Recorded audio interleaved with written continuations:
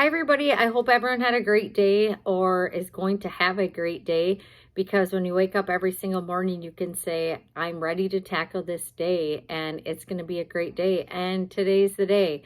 I know that might sound cheesy, but that's what I had to do at first when I first started like getting into the word and started getting into personal development. I would wake up and say, okay, today's the day. I'm ready to tackle the day. I have so much energy. I can't wait for today. But it works. Like it's all in what you put in your mind and your thought process. Um, but today was really cool. Again, God always shows up and shows off, but I went out for lunch today at work and I never take this way back into work and I saw a feather right before I walked into the building. And then my one friend, she's like, Sarah, I haven't seen feathers in a while. And so tonight she's like, I spotted 2 feathers. And so once again, it's not about the feathers, but it's about us knowing that God is present all the time. And so it's really neat because I keep getting all these text messages from so many different people about their feather stories and stuff. And it's so cool because people are noticing that God is in the here and in the now.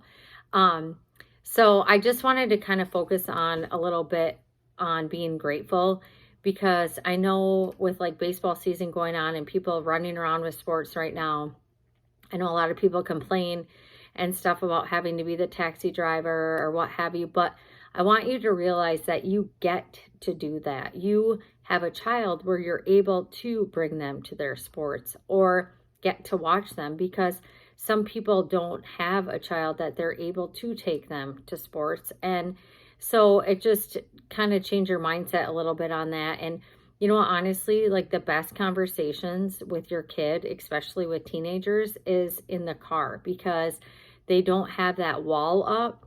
They are focusing on like looking out the window. And so they're not going to have a wall up. So they do tend to say more when they're in the car. So having those conversations in the car are actually the greatest. Like I've written down so many different little nuggets that I've gotten from my kids just from being in the car.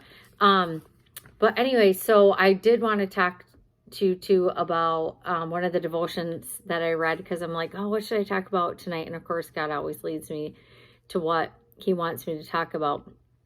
But it talks about physical or emotional suffering can often drag us down into the depths of despair.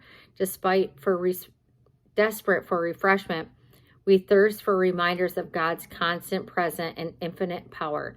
As we recall the countless times God has come through for us and for others in the past, we can trust that our hope is secured in him no matter how downcast we feel in the moment.